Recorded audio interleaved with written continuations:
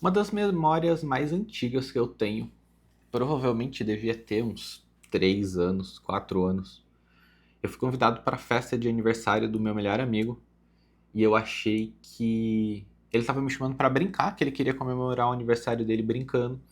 E aí, quando eu cheguei na casa dele, ele tinha convidado a sala inteira. E aí eu lembro de entrar no portão, ser recebido pela mãe dele e ela fala assim: "Ah, ele tá lá no fundo". Eu passar assim pela garagem, tinha um quintalzão no final da casa dele. E aí a hora que eu saio da garagem e eu vejo ali o quintal, tinha um carrinho de pipoca, tinha um pula-pula, e aí eu vejo um monte de criança brincando e eu travo. E aí eu penso alguns segundos, pego, viro pra trás, volto todo o caminho que eu fiz, fico parado lá na frente da casa dele, agachado de cócoras, brincando com as formigas no chão. E aí, depois de vários minutos, eu não tenho exatamente a noção de quanto tempo eu fiquei lá, mas veio uma menina da sala falar comigo e fala assim: "Ah, você não quer ir brincar com a gente?" E eu não tenho coragem nem de olhar na cara dela para responder. E aí eu ignoro e ela volta para ficar com o restante dos amigos. Ao longo de várias e várias e várias vezes na minha vida, principalmente durante a infância, eu lembro de episódios como esse. Episódios onde eu tinha uma oportunidade e eu não tive coragem de aproveitar aquela oportunidade, muito por causa da timidez, mas também de maneira relacionada pela falta de força de personalidade de agir independente de como eu me sentia naquele momento. Então eu lembro que até muito grande, até meus 12, 13 anos, várias vezes eu chegava para minha mãe e falava assim: "Mãe, tô com fome". Ela falava: "Então liga lá e pede uma pizza". E eu não ter coragem de pegar o telefone, ligar no restaurante e pedir para entregar uma pizza. Na escola, durante muitos anos eu não comia porque eu tinha vergonha de conversar com a moça da cantina. Então esse processo de timidez ali e de fraqueza de caráter para não conseguir lidar com isso foi estendido até um período bem grande da minha vida. E eu, hoje olhando para trás, eu ainda me considero uma pessoa tímida, mas geralmente quando as pessoas me conhecem, elas não falam que eu sou tímido porque eu aprendi a lidar com isso. E um pouco do que eu quero passar aqui nesse vídeo é, cara, como é que você faz para lidar com seus defeitos naturais? Hoje minha esposa está grávida, a gente vai ter o primeiro filho.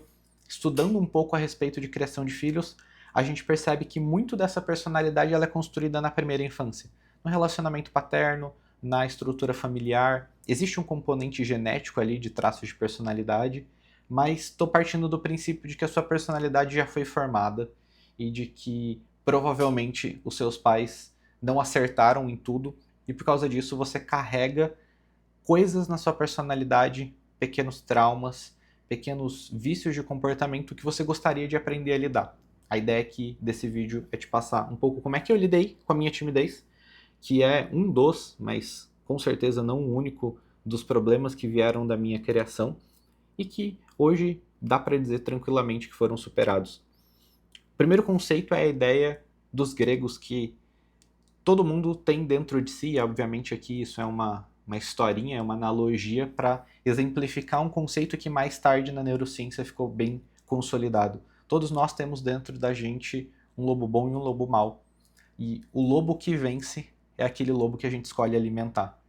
Então, mais recentemente, a minha irmã fez 18 anos e aí ela tirou a carteira e aí ela teve que começar a dirigir. E aí ela não queria dirigir. E aí eu disse exatamente isso para ela. Falei assim, meu bem, a cada dia que passa vai ficar mais difícil. Você pode achar que hoje você não precisa e que daqui 3 meses, daqui 6 meses, daqui um ano, 2, 3, 5 anos, quando você precisar, você simplesmente vai fazer. Quase como que um alcoólatra que diz, não, o dia que eu quiser parar de beber, eu paro. Mas isso não é verdade. Porque a cada dia que passa, aquela trilha neural no nosso cérebro que reforça o comportamento de, primeiro, eu não dirijo, mas mais importante do que isso, o comportamento de eu só faço aquilo que eu quero e o comportamento de quando eu tenho um desafio eu não enfrento ele, isso vai se acumulando e vai ficando mais forte. Quando a gente para olhar um pouquinho para a neurociência, né, a gente tem um conceito de calcificação de neurônios. Sempre que um disparo de energia ele é feito de um neurônio para o outro, o nosso cérebro entende que aquele caminho está sendo utilizado e aí ele vai reforçando aquele caminho. É quase como se fosse uma rodovia. Pensa que você tem o processo de construção de estradas. Você tem uma fazenda muito grande que é ligada a uma cidade. E aí no começo as pessoas passavam pelo meio do mato. E aí elas pensam, pô, mas a gente está indo muito para a cidade, vamos tirar um pouco aqui do mato? E aí as carroças começam a passar, e aí a trilha vai se alargando, e aí depois de um tempo alguém pensa assim, nossa, vamos colocar um pouco de pedregulho, depois vem o asfalto, depois vamos duplicar essa rodovia. Por quê? Porque se existe demanda, se existe pessoas que estão passando por ali, faz sentido que aquele caminho vá se tornando mais sofisticado. O nosso cérebro funciona da mesma forma. Quanto mais um caminho neural, quanto mais essa trilha neural é utilizada, mais o nosso cérebro reforça ela, porque ela acredita que ela está sendo útil para a nossa sobrevivência. E aí o problema é que, se você está sempre reforçando esse hábito, esse comportamento de que você não enfrenta aquilo que você precisa enfrentar, a cada dia que passa vai ficando mais difícil de lidar com aquilo. E quando a gente para pensar para esse hábito de eu preciso fazer aquilo que é certo, eu preciso tomar as decisões corretas, eu preciso viver uma vida moral, eu não posso mentir, eu preciso enfrentar meus medos, a gente percebe que isso é absolutamente antinatural. E é por isso que eu odeio o conselho do seja você mesmo. Eu odeio esse conselho de autoaceitação, porque quando eu olho para dentro de mim, eu encontro sentimentos horríveis, eu encontro sentimentos negativos, eu encontro a covardia, eu encontro a timidez, eu encontro as minhas limitações. E se eu fosse simplesmente aceitar quem eu era, eu não teria construído a vida que eu construí. Eu teria me tornado uma pessoa cada vez pior, alimentando cada vez mais os meus vícios. Tudo aquilo que eu vejo na minha vida hoje que eu valorizo é absolutamente antinatural. O casamento ele não é natural, a honra não é natural, a arte não é natural, a música não é natural. Quando a gente para pensar no estado natural do ser humano, é o ser humano pelado no mato, comendo um animal ali sem passar aquele animal no fogo. O nosso estado natural é o estado de caos. E tudo aquilo que a gente construiu como sociedade, tudo aquilo que a gente construiu, que a gente olha e a gente valoriza, foi construído e conquistado justamente se afastando do nosso estado natural. Para pensar, e eu sempre gosto de fazer esse exercício, como era a sociedade 200 anos atrás, 500 anos atrás, a gente tinha morte, a gente tinha fome, a gente tinha doenças. Aquilo ali era o nosso estado natural. E muitas vezes a gente se esquece disso, a gente acha que viver um mundo natural é viver dentro de uma cidade, no ar-condicionado, com energia elétrica, Wi-Fi, eu ali fechado no meu quarto rodando TikTok e falando assim, não, isso aqui é a vida natural. E é absolutamente o oposto disso.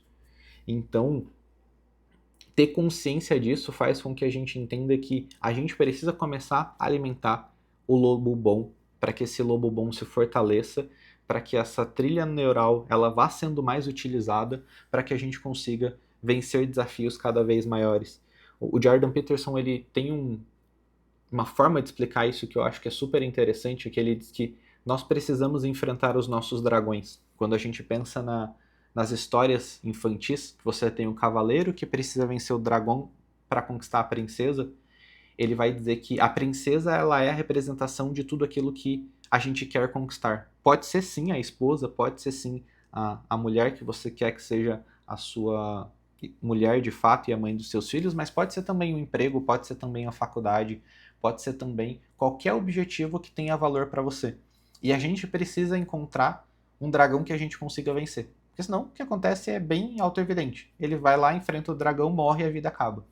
Então, não adianta também a gente querer assistir esse vídeo e falar assim, não, cara, então a partir de amanhã eu vou meter o louco e eu vou fazer tudo aquilo que eu nunca fiz.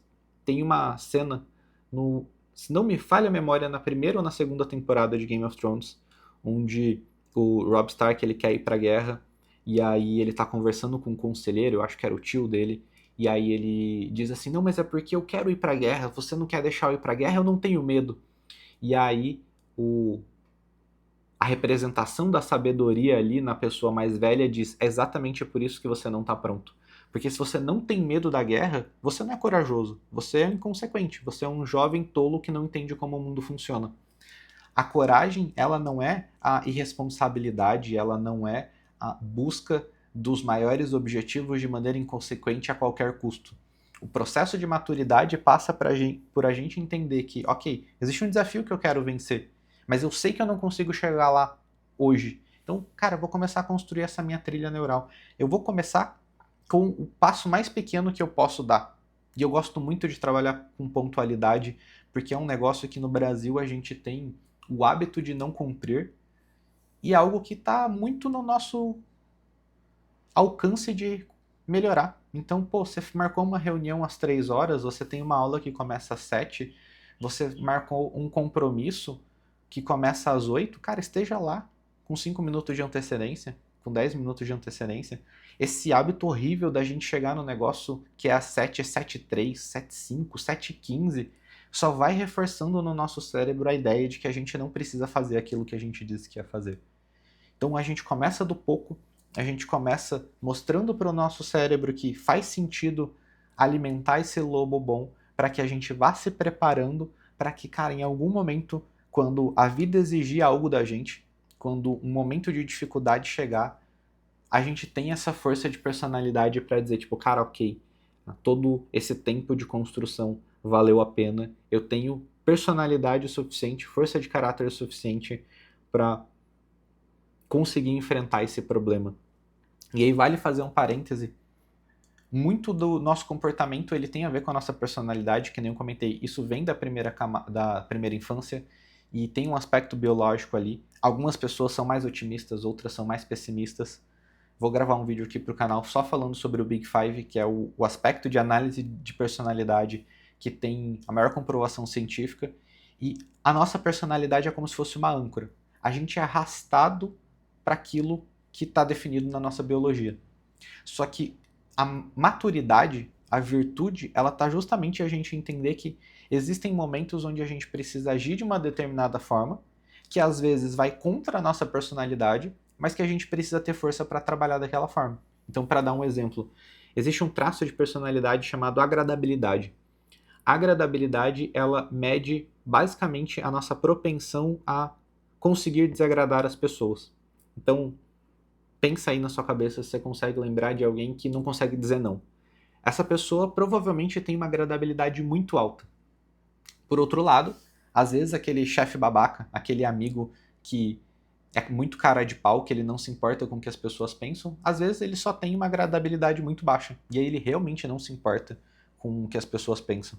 E muitas vezes a gente, não tendo esse conhecimento de personalidade, pode fazer um julgamento errado da situação sem entender que, cara, aquela pessoa é daquele jeito.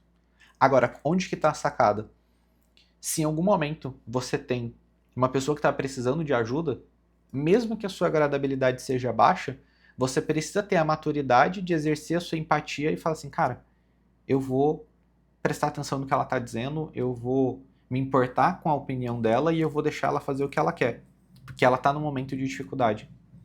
E se você é uma pessoa com a agradabilidade mais alta, você também precisa ter a maturidade de, cara, num momento onde você está vendo uma pessoa que está sendo injustiçada, ou você está sendo injustiçado, ou você está dentro de um relacionamento abusivo, de um relacionamento com um familiar tóxico, cara, você precisa ter a força de caráter de falar assim, cara, não é o meu estado natural, mas eu vou me impor aqui, independente da opinião alheia, porque eu não posso deixar que essa pessoa cruze essa linha.